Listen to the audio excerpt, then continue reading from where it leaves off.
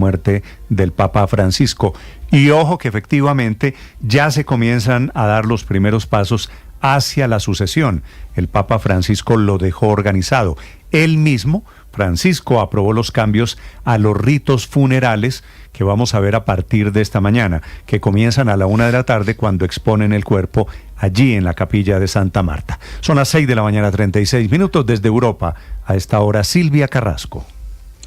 Sí, Néstor, entre el jueves y el sábado es cuando se va a producir el entierro del Papa Francisco, en esta ceremonia que él mismo eligió cambiar, porque todo esto está establecido en las ordenanzas del Vaticano, por lo tanto son ley de cómo se entierra, está todo al detalle escrito, y el Papa Francisco decidió que eso había que simplificarlo. ¿Y cuáles son los cambios que hizo? Él lo que quiere es que haya el menor lujo posible. Primero que nada, cambió el lugar de su sepultura. Lo habitual era que se enterraran a los papas en las grutas papales, eso ha sido desde siempre, pero él prefiere enterrarse en la Basílica Santa María la Mayor. En vez de 3 ataúdes, normalmente los papas son puestos en 3 ataúdes, uno de ciprés, uno de plomo y uno de roble, va a ir en uno solo de madera, y así no va a haber catafalco, simplificó el lenguaje. Todas esas cosas son las que vamos a ver durante estos días. Pero ¿qué es lo que viene después? Lo que viene después es la elección del nuevo Papa, y ahí todo el mundo se pregunta hace mucho tiempo, y recordemos que desde febrero que venimos hablando seriamente de la posibilidad de que el Papa fuera a morir por esa doble neumonía, pero su salud hace tiempo que estaba resentida. Él mismo se burlaba un poco de esto, él decía que la vejez no había que maquillarla, recordemos eso como lo decía. La vejez no viene sola, La vejez no se maquilla. Bueno, me siento bien, me siento mejorado. Todo el mundo le preguntaba cómo se sentía, y entonces él decía que la vejez no podía maquillarse, era lo que decía en esas entrevistas, más de 200 que dio durante todo su papado. Bueno, él durante esos 12 años, casi 12 años, eligió a un total de 138 cardenales, que son el 80%, 8 de cada 10 de los que a partir de este fin de semana van a empezar a votar para elegir el nuevo Papa. El sistema está establecido hace muchísimos años. Los votantes, estos hombres de menores de 80 años, que son los que van a elegir al Papa, tienen una reunión secreta, se llama cónclave, que mira, para nosotros sería súper fácil deducirlo, porque cónclave significa conclave, o sea, del latín cum clave, que significa con llave, o sea, lo que refleja es el aislamiento con que trabajan los cardenales para elegir al Papa.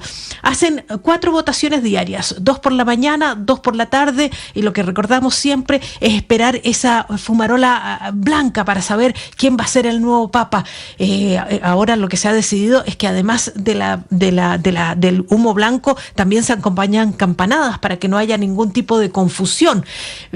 ¿Quiénes son los papables? ¿De quiénes se habla? La verdad es que la lista es extensa, pero hay varios valores que se piden de este nuevo Papa. Se quiere que se hable italiano, ya está abierta la posibilidad con Juan Pablo II, con el Papa Francisco, de que no sea un Papa italiano, pero quieren que hable italiano porque es el obispo de Roma, tiene que entenderse con la curia, que normalmente hablan allí en el Vaticano en italiano. Pero también lo que se pide de este Papa es que sea capaz de enfrentar los nuevos retos, los retos mundanos de la Iglesia. Por ejemplo, el tema financiero, que es una de las preocupaciones grandes de la Iglesia. Pero también hay una corriente dentro de los cardenales que no quieren un papado largo, tan extenso como fue el de Juan Pablo II, que duró 26 años. La verdad es que dicen que tiene que ser un Papa no de 60 años, aunque entre los candidatos hay uno que tiene efectivamente 60 años. Pietro Parolin aparece entre los papables más nombrados. Él tiene 70 años, es el actual secretario de Estado Vaticano, lo vimos por última vez reunido con el vicepresidente de Estados Unidos, J.D. Vance. Él es un diplomático, es un moderado y es de verdad considerado el favorito, pero también se habla de que podríamos tener el primer Papa africano. Se refieren al cardenal de Ghana, que es Peter Turkson. Johnson tiene 77 años, él es un hombre multilingüe, es un moderado, pero que es un consejero en temas de clima y justicia. Podría ser el primer papa africano. También hay un cardenal húngaro, hay otro italiano, hay otro que a mí me llama mucho la atención porque es Mario Grech. Él es el cardenal de Malta, tiene 68 años, él ha sido el líder de los sínodos y es visto como un punto medio entre el progresismo y los conservadores, porque también se habla de que va a haber una batalla entre progresistas y conservadores. Pero hay una cosa en la cual particularmente se piensa en el cardenal Mario Grech, porque se considera que él es el responsable de esa doctrina que adoptó el Papa Francisco de permitir la comunión de los católicos divorciados que se han vuelto a casar, y por eso los conservadores lo tienen en la mira. Hay otro personaje también interesante, aunque parece ser muy joven, que es el cardenal Pierbattista Pizzaballa. Él tiene 60 años y fíjate la casualidad, los cumple hoy. Es un cardenal muy joven, tenía 59 años, ahora tiene 60, pero es muy interesante él para el diálogo interreligioso. Tenía mucha cercanía con el Papa Francisco y es un hombre con profundos vínculos tanto en Israel como en Palestina. Él, antes de convertirse en sacerdote, se fue a estudiar a Israel, vivió 13 años allí. Él habla hebreo, pero también árabe, y fue el que permitió que se pudiera hacer misa en Palestina incluso durante la guerra. Esos son los nombres que surgen, pero claro, estas son apuestas, Néstor, que hace todo el mundo que son expertos en quiénes son los posibles sucesores, pero cualquiera puede ser electo y la votación, como te decía, es secreta, Néstor. Silvia, gracias. Son las 6:42 a.m. El gobierno de Milei en Argentina, que tuvo tantas diferencias cuando era candidato con el Papa Francisco, está haciéndole un homenaje declarando 7 días de duelo en la Argentina, que era el país de origen del Papa Francisco. Esas paradojas de la vida. No fue a Argentina. Se quedó el Papa Francisco con ganas de ir a Argentina. ¿Te acuerdas que todo ese tema, toda esa convulsión política no le permitió ir? Y no fue el Papa Francisco argentino. Lo acusaron, entre otras cosas, de haber sido suave en las épocas de las dictaduras, cuando era sacerdote, que miró para otro lado. Era una de las muchas acusaciones que había contra el Papa Francisco de su paso por la prelatura. Son las 6:43 a.m. Están informando algunos medios en Europa esta mañana que el Papa aparentemente murió de un derrame cerebral, de una cantidad de achaques que se juntaron después de 40 días, también otra paradoja de Cuaresma, que para él fueron de agonía. Hay que decir que el Papa Francisco ayer, cuando salió a dar la bendición de Roma para todo el mundo, la Urbi et Orbi, uno lo veía realmente ya un hombre cansado, lleno de ganas de trabajar, pero muy deteriorado físicamente. Felipe, hay 7 películas, documentales incluidos, alrededor de la vida del Papa Francisco.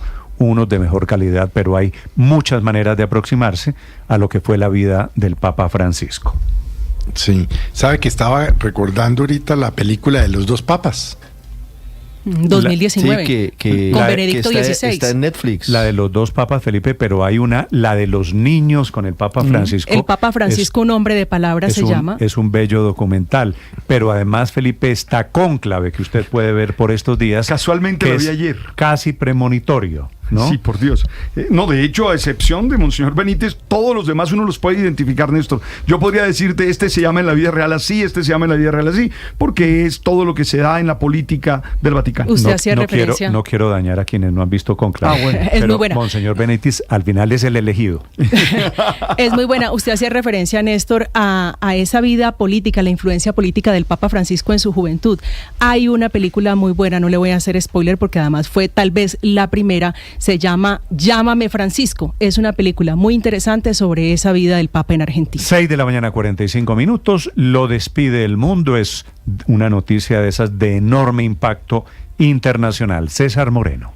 Hola Néstor, muy buenos días. Sí, la prensa internacional está titulando en todos sus portales en estos momentos la muerte del Papa Francisco. El primero, vamos a hacer referencia a la República de Italia. Adiós Francisco, publicó este diario italiano que destaca que murió el Papa reformista. Por su parte, el medio español El País, el más importante en habla hispana, tituló Muere el Papa Francisco, un vendaval social y reformador en la Iglesia. Mientras que El Mundo, también de España, publicó la noticia de la muerte del pontífice, al que calificó como papa reformista y el papa de los pobres. Le Monde de Francia resaltó que Francisco fue el primer pontífice no europeo después de miles de años. Asimismo, señaló que fue considerado por algunos un reformador audaz y por otros un poco laxo en la defensa de la tradición. El New York Times, entre tanto, resaltó que Francisco defendió a los marginados y chocó con los tradicionalistas. En esta misma sintonía, The Washington Post de Estados Unidos también remarcó que la apertura y la empatía del pontífice hacia los marginados transformaron el papado y señaló que su estilo inclusivo le valió adoración y críticas, aunque hizo pocos cambios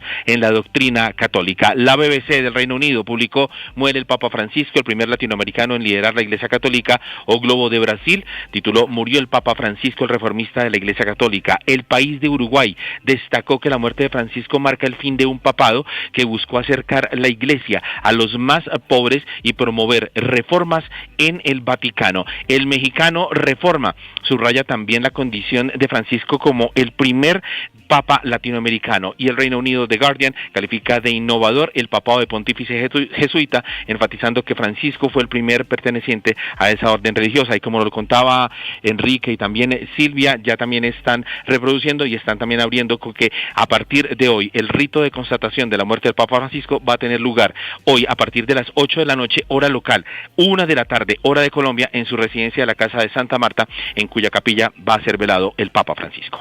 Estás escuchando Blue Radio.